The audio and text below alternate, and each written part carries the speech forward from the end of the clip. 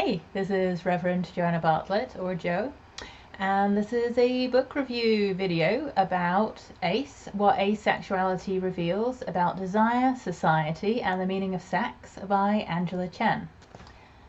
So I read this book at the request of one of my kids who wanted me to learn, and I actually asked if I could learn more about asexuality since it was something that we had been talking about, and I wanted to not be a terrible parent and not be an ignorant parent and be insulting and talk down to him, and I wanted to be a decent human being. It was a thing I didn't know a lot about, so I thought, well, I should probably educate myself.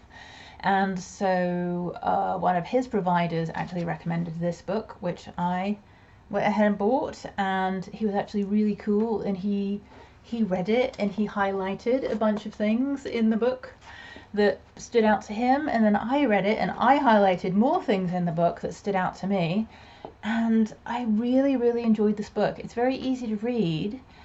I found it to be a mind-opening book about, it's about asexuality, but what I found it to really be about is compulsory sexuality, which is that most people want sex, have sex, and find sex pleasurable, which is what we're taught, it's what we're told, right? That compulsory sexuality is like the only sexuality.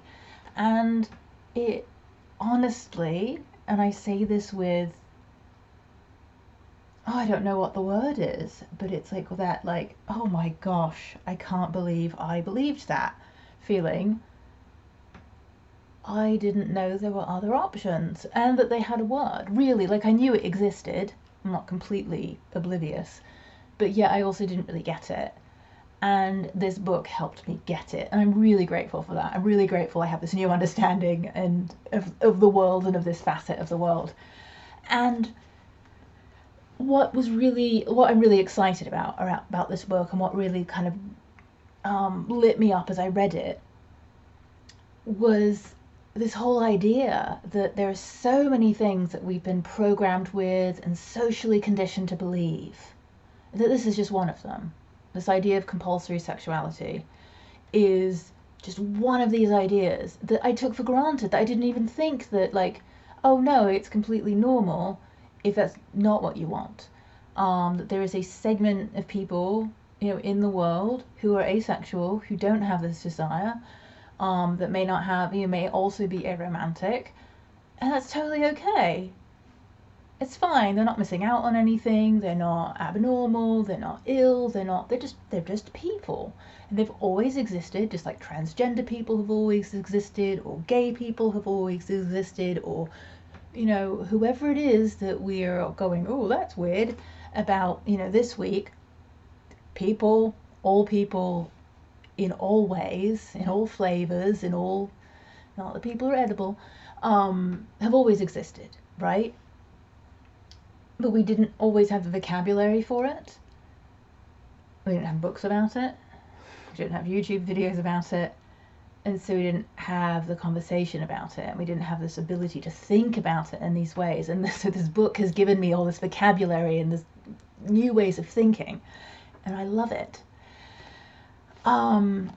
There is a quote in here that I really liked, which I'm just going to give you like one little quote snippet of it, which is that rejecting one form of social programming makes it easier to start questioning everything else. And that is so true. It is like opening up the Pandora's box of questioning everything.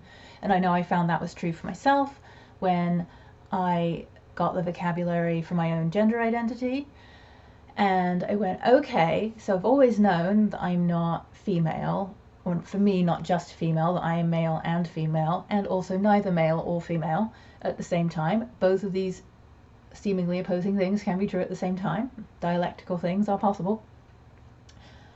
And so when I got this word, non-binary, and then I was able to look at myself through that lens, and rejected that form of social programming as being programmed, socially conditioned as female, helped me then look more clearly at the world and clearly see what other forms of programming there have been for me, other ways that my, my bio family, my family of origin has programmed me to be, or the society I grew up in, and the things that don't work for me and don't serve me and just like really not good for me at all, has helped me be able to see those things through a different lens, to see them like from outside myself, objectively almost. And that is so amazing.